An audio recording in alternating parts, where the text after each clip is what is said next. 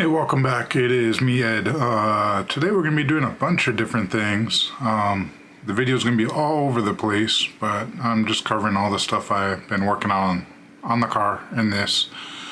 I do have a memory card that went corrupt and I lost a bunch of footage. So all the footage of installing the suspension, or most of it, is non-existent, unfortunately. But I did do some other things to the car that I got videos on, and so we're gonna go through everything that I've been working on. Okay, so my battery overheated because it's too hot. But I got the strut out, as you can see. And then while I got the strut out, I'm just painting this caliper. I got a video on the trick with the trash, with the plastic bag and stuff like that.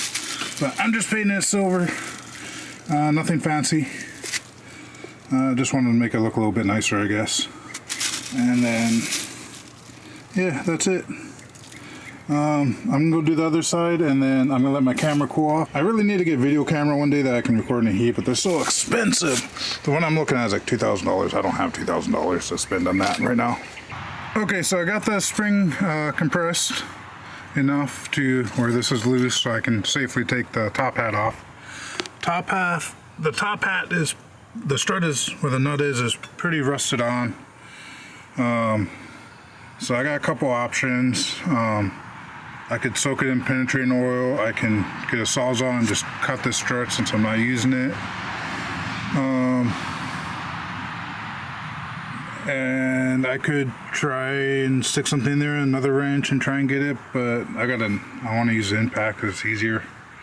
So I think what I'm going to do is I'm going to use a pipe wrench to hold the middle section below underneath this rubber, and then use the impact to try and pull it off. Okay, so I've still been struggling with this top hat, trying to get this off. And so I tried using that to hold this because I don't have a big enough vice grip for it. This was just to cut the boot to give me some space. Yeah, I just can't get it off without, I could do the penetrating oil and put the Allen key and stuff in there and try that, but I'm done with this shit. This is gonna get it off.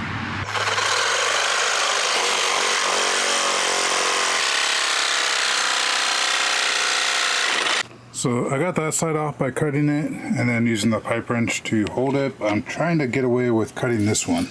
So I'm trying to pound the pipe wrench down enough where it can get a little bit of grip in there. And then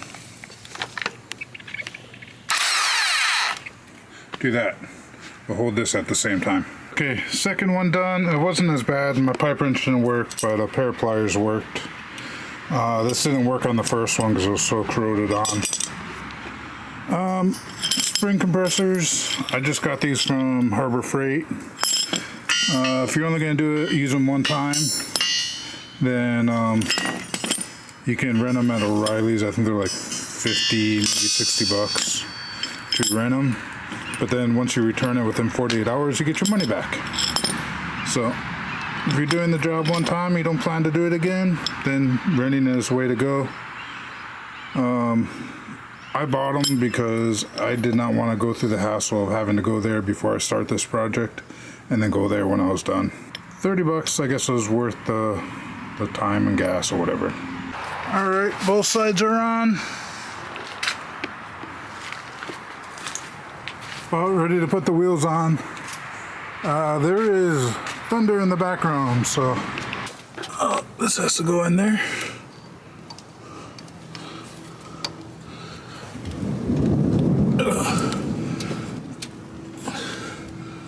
Yeah, I better start cleaning up.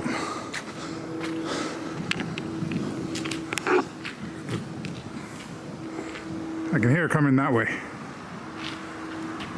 And there's definitely some dark clouds.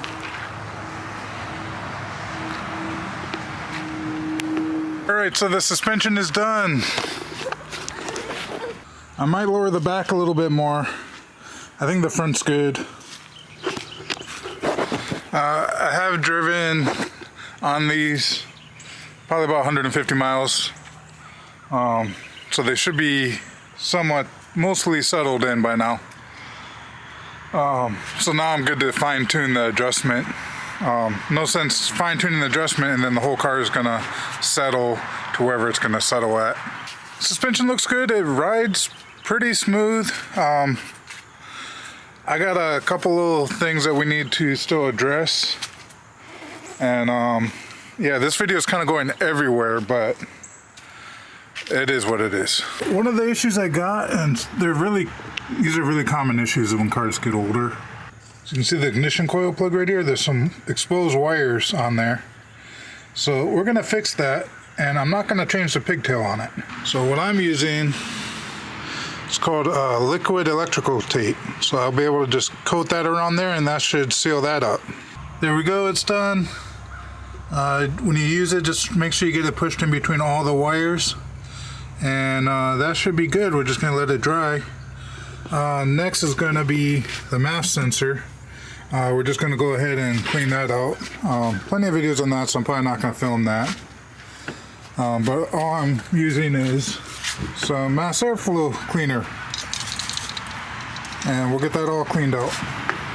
Okay, so I cleaned out the MAF sensor. You can see some of the dirt that came out of there that I gotta clean up. I might spray it one more time. Washed out the filter. I'm waiting for this to dry.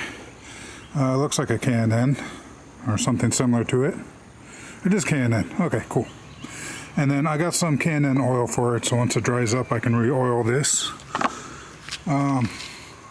Just used a water hose, a little bit of soap, and just rinsed it off. It wasn't horrible, but it was definitely dirty. Okay, so I got the filter oil, and it should be pretty much dry. It's been out in the sun, so we're just gonna spray a little bit on. You don't want to go too heavy on this because you don't want this getting into the mass airflow. Yeah, that had to have been messing up some of the readings from the mass airflow sensor, so I'll be surprised if the car doesn't run even better when it's working properly. As you already know, we installed the suspension and I was bored, so I just put the sticker right there. Because I really don't want anybody really seeing it. And I'm kind of tempted to lower it some more while I'm here. Should I do that? I never even locked the front collars. I should probably do that too. Let's see if we can spin these. I can't spin those by hand. So, I know I got a wrench in there. I don't know, we're just gonna leave it as is. It looks okay. These were like completely loose, so I did tighten those up. Now with cleaning the MAF sensor, I'm probably gonna run more grounds. I'll probably run another ground here to the body somewhere, maybe here, and then run a new ground from the engine to the body, the transmission to the body. And I'm still gonna leave what's on there. I'll just add additional. I have the wires and the connectors and everything I need to do it. I might need to buy a couple more lugs, but we'll deal with that when that time comes. I need to figure out something to do with this battery box. I wish I had the top cover for it, but I don't, so. If you got any ideas what I can do to make this look better, even if it's not factory, I would love to hear it. Air filter's dry, back in the car. Good. I just gotta reconnect this hose and do that. We got some really dark clouds coming this way. So I'm trying to get this on a time crunch and get this transmission fluid checked. This is for your info in case anybody needs to do this. This is your fill plug. That is your drain plug down here. So that is going to be like an Allen wrench style. So you can get these pretty much any place that sells tools. It is 8mm, so if you don't want to buy a whole set, you just buy an 8mm. And that works in nice and tight and perfect. I wanted to do an impact, but I couldn't get my impact in this space here. All right, broke it loose. That was pretty easy. There's some fluid on here, so that's a good sign. I think what I'm going to do is just stick some fluid in there until it starts spilling out, and then I'll put the plug back in. And that should get us close enough. All right, that's done. Super quick. It wasn't very low, so it didn't take much. I use 7590 gear oil, full synthetic. Yeah, you should use the OEM one, but I didn't use OEM. A lot of people use Royal Purple gear oil and they say it's fine. I'm not going to tell you what I use because I don't want to get chewed out in the comments. Alright, car's back together, running, yay! This might just be in my head, but I think the idle actually sounds a little bit smoother. But it might be just a placebo effect from cleaning the mass sensor that I'm thinking that it's running better when it's really not. Still no codes.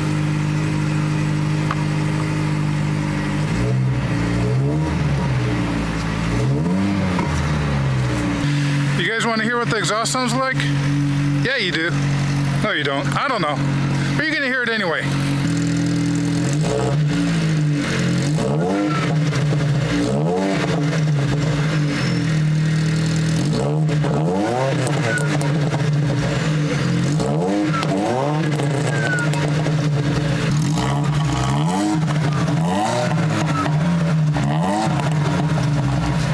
Yeah, it's actually a lot less backfires now. I kind of liked all the backfires in the Burble. Don't make me wrong, I mean, it still has a little bit of a burble to it. A lot more than a lot of other cars, but yeah, kind of missed the backfires and shit. Alright, thank you for watching. Aloha, peace out. Catch you in the next one. Sorry, this might be a long episode.